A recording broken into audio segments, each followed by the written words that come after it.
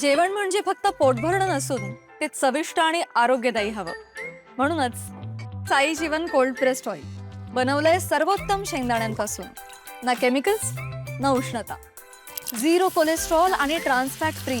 प्रत्येक थेंबात शुद्धता, चव आणि आरोग्य. म्हणजेच तुमच्या हृदयासाठी आणि कुटुंबाच्या आरोग्यासाठी उत्तम. आजच साई जीवन निवडा, कारण आरोग्याला शॉर्टकट नसतो.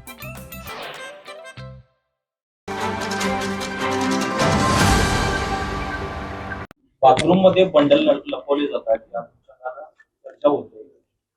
मला वाटते देशाच्या दृष्टीनं ही दुर्दैवी या ठिकाणी घटना म्हणावी लागेल की ज्या भक्तिभावानं अगदी एक एक रुपये, 10-10 रुपये, 50-50 रुपये, 100-100 रुपये देखील लोकांनी, माता भगिनींनी देशातलं मंदिर व्हावं म्हणून या ठिकाणी दिल्या होत्या. आणि दुर्दैवानं आज तिथंच अशी घटना घडते आहे.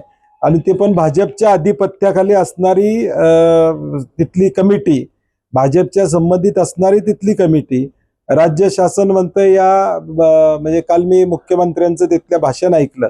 ते म्हणले हे खरं असेल तर आम्ही कारवाई करू.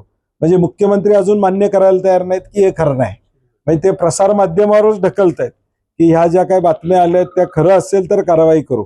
SIT नेमलेली आहे, SIT मधून क्लीन चिट येता कामा नये. मग तिथल्या सचिवांनी राजीनामा का दिला? जर ते खरं नसेल तर राजीनामा का दिला?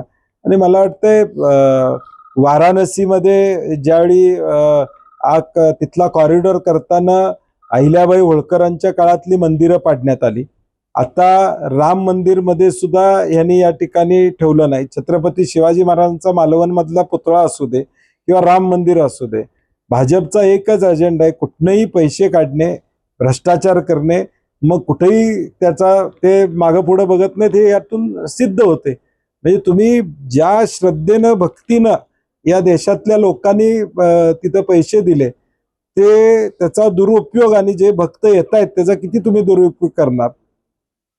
म्हणजे तुम्ही रामाला सुद्धा, म्हणजे देवाला सुद्धा सोडलेलं नाही अशी अवस्था आता भाजपची या ठिकाणी. रस्ते खाल्लेत, पुलं खाल्लेत, आता राम तेवढा राहिला, ते पण आता तिथं पण तुमचा डोळा आहे. नाही म्हणजे तेच ना, म्हणजे SIT नेमून काय फायदा? राम मंदिराच्या देणगीचा आणि व्यवहाराचा हिशोब मागून काय फायदा? कारवाई झाली पाहिजे ना. हा मग तेच ना, म्हणजे मग कारवाई, म्हणजे त्यात काहीतरी काळं बेराय म्हणून दिला नाही, असंच होते ना. ताज्या घडामोडी पाहण्यासाठी माझा महाराष्ट्र न्यूजला आजच सबस्क्राईब करा.